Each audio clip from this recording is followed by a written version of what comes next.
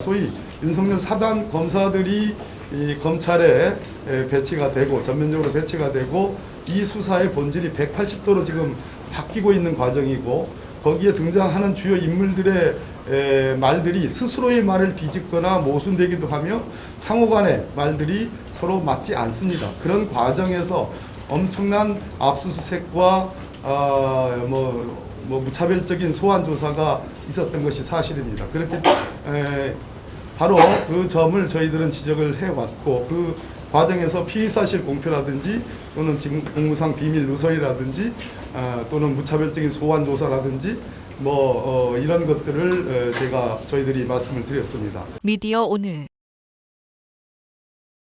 어제 밤에 금만배 시청자들 내주시니까 자사기록을 했다는 것도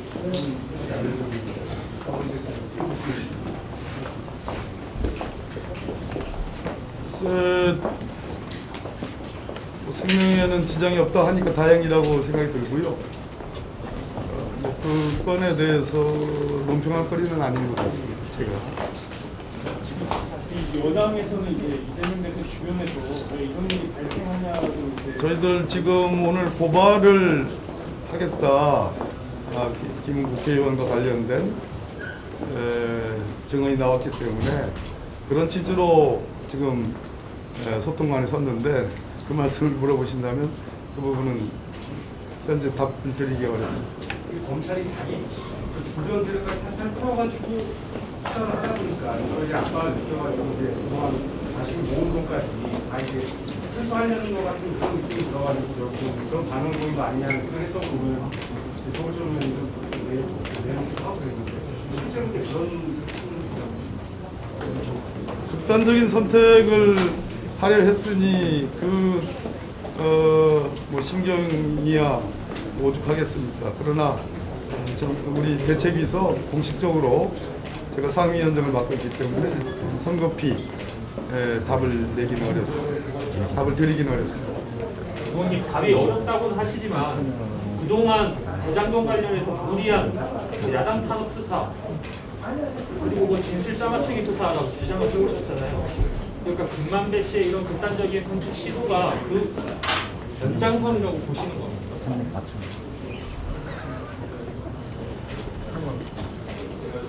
네, 그러세요.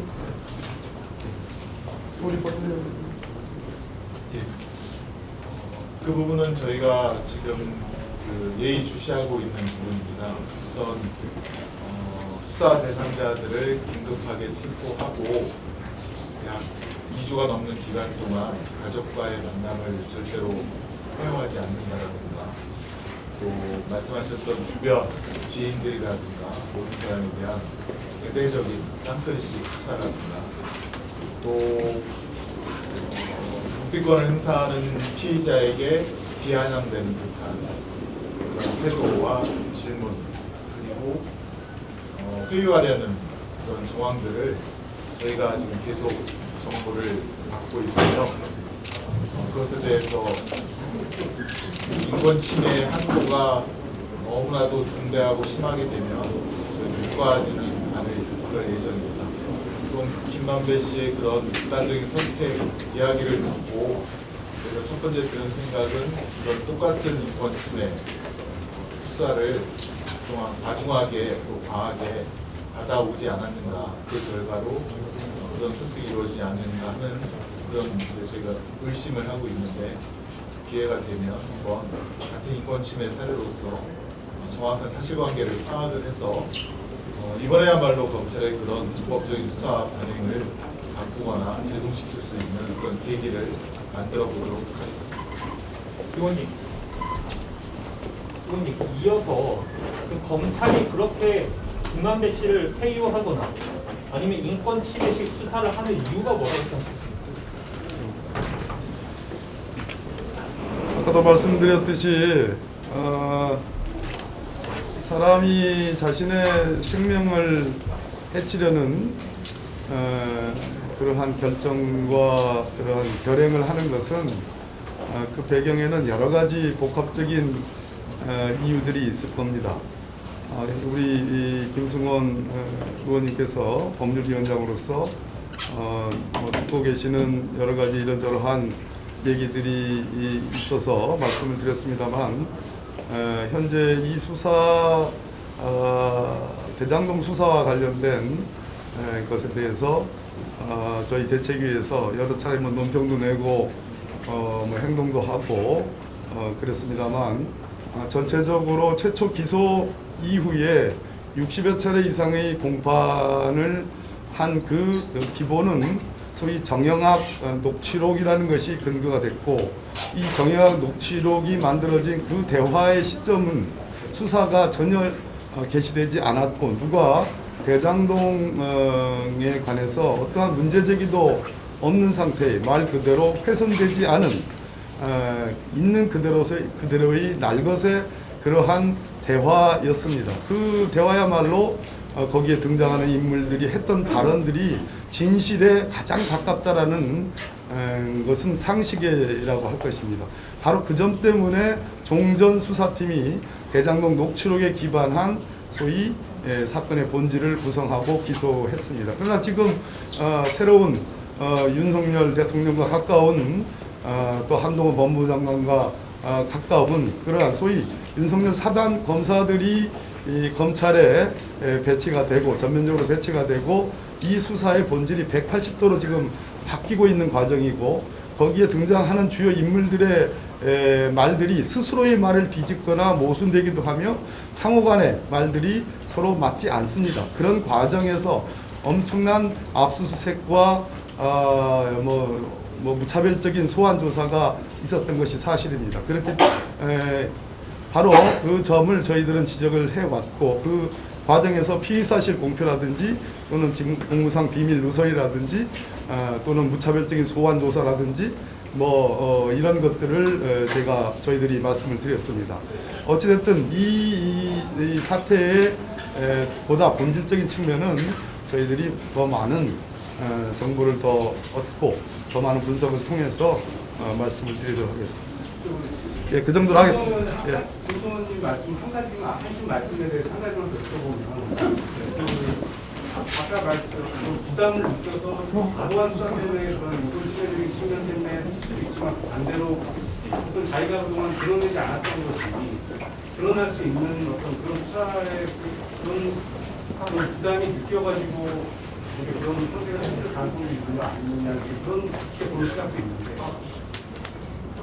이재명 대표와 관련된 의혹에 뭔가 연관성과 관련된 그런 내용에 대해서 뭔가 좀 검찰 수사의 압박이나 이런 것이 좀 느껴졌을 수도 있는 거 아닌가, 그런 가능성을 생각할 수도 있는 거 아닌가. 글쎄요, 뭐 다양한 뭐 예상이라든가 예측이 있을 수는 있는데요. 저는 뭐 저희가 주목하고 있는 것은 그 대장동 관련된 사람들 사이에 아까 있었던 수년간의 대화, 녹음 내용, 그리고 수사를 하면 할수록 거기에 50억이라든가 50억 클럽이라든가 이런 사람들이 하나둘씩 드러나고 있는데, 그들이야말로 진짜 대장동에 협력했던, 또 어떤 수익을 같이 나누고자 했던 그런 사람들이지 않는가.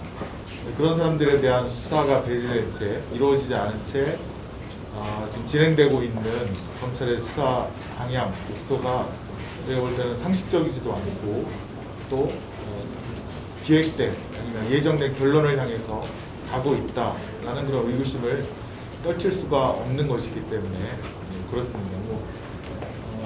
김만배 씨의 그런 선택에 대해서는 다시 한번 그런 일이 없도록 저희 민주당도 그런 부분에 있어서 인권 침해 수사가 이루어지지 않도록 또 한 번 더 집중해서 저희가 성명도 발표하고, 또 어떻게 보면 제동을 거는 그런 일들도 꼭 해야만 한다, 이런 좀 결심을 하고 있습니다. 여기까지만 말씀드립니다. 구치소에서 나온 다음에 김만배 씨랑 민주당 쪽에서 접촉한 일은 없나요?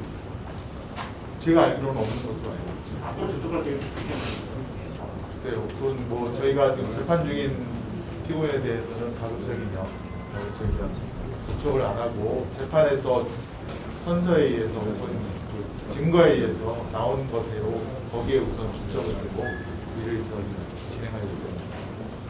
고맙습니다.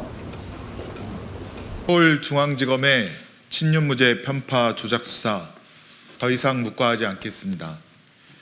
야당과 전인 정부라면 증거도 없이 먼지 털듯 털어내면서 같은 편이라면 명백한 증거에도 눈을 감고 귀를 쓰고 덮어주는 검찰 수사의 민낯이 적나라하게 드러나고 있습니다.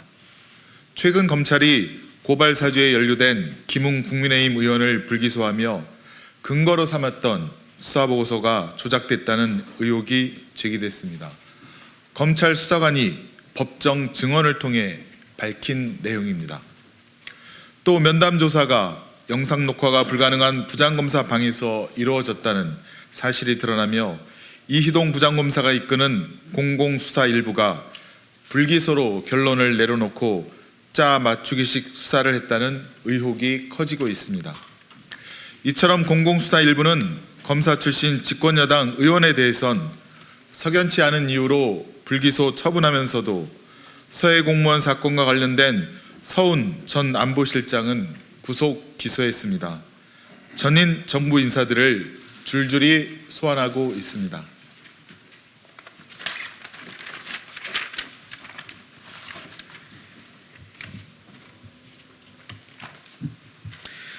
김건희 여사 앞에서 작아지는 검찰의 태도를 보면 불공정 편파 수사의 실체가 더욱 명백히 드러납니다. 최근 검사의 공범 증인신문 과정에서 김건희 여사가 주가 조작에 연루되었다는 스모킹 건이 드러났습니다. 주가 조작 일당들 사이에 주식을 팔라는 문자 메시지가 전송된 후 7초 만에 김건희 여사가 직접 전화로 매도 주문을 넣었다는 내용입니다. 그러나 명백한 물증이 나와도 검찰 수사는 감감무소식입니다. 김영철 부장검사가 이끄는 반부패 수사 2부는 1년 넘게 김건희 여사에 대한 수사를 손 놓고 있습니다. 대선 이후 단 한 건의 압수수색도 진행하지 않았습니다.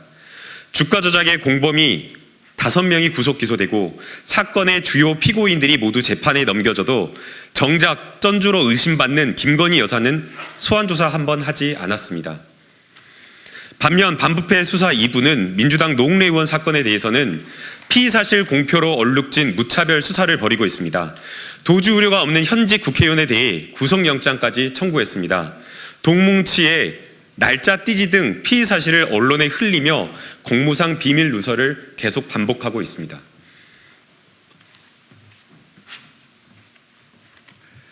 윤석열 사단 검사들이 서울중앙지검을 장악하며 이런 양상이 본격화되었습니다. 송경호 서울중앙지검장을 필두로 문재인 정부 수사를 총지휘하는 박기동 3차장 검사, 김웅 사건은 불기소하고 서해 공무원 사건에 전력하는 이희동 공공수사 1부장, 민주당과 이재명 대표를 겨냥한 수사를 총괄하는 고형건 4차장 검사, 주가 조작 사건은 손 놓은 채 노웅래 사건에 전념하는 김영철 반부패 수사 2부장 등이 대표적입니다. 민주당 검찰 독재 정치 탄압 대책위원회는 조작 수사로 점철된 검찰의 직무유기와 불공정, 편파 수사에 대해 책임을 묻겠습니다. 형법 제227조는 공무원이 행사할 목적으로 직무에 관하여 문서 또는 도화를 허위로 작성하거나 변개할 때에는 7년 이하의 징역 또는 2천만 원 이하의 벌금에 처한다 라고 규정하고 있습니다.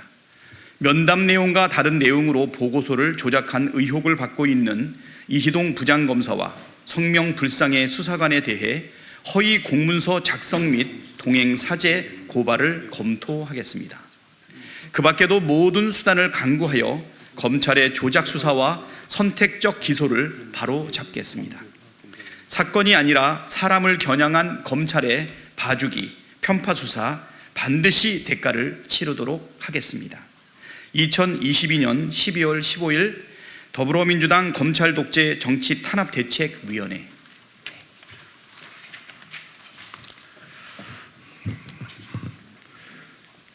이와 같은 내용의 기자회견을 하고 지금 저희들이 일단 생각나는 것은 공수처에 고발을 하는 것이 맞지 않는가 하는 생각이 듭니다. 아시다시피 공수처는 수사를 김웅 전이 아니죠. 김웅 국회의원을 또 등등을 해서 수사를 진행을 했습니다만 공수처 수사 대상이 되지 않는다는 이유로 검찰에 이첩을 한 바 있는데 이 사건을 지금까지 말씀드렸듯이 무혐의했습니다. 그런데 이와 관련된 중요한 증언이 법정에서 검찰 수사관의 입을 통해 나왔기 때문에 저희들이 고발을 하기로 결정을 했습니다. 기본적으로는 공수처에 고발하는 것이 맞지 싶고 잠시의 법리 검토가 필요할 것 같고요. 공수처 혹은 경찰청, 서울경찰청이 되겠습니다. 이러한 내용은 한 10여 분 후에 우리 언론인 여러분들에게 공지드리고 저희들은 곧바로 고발을 하기 위한 곳으로 출발을 할 예정입니다. 예, 이상 마치도록 하겠습니다.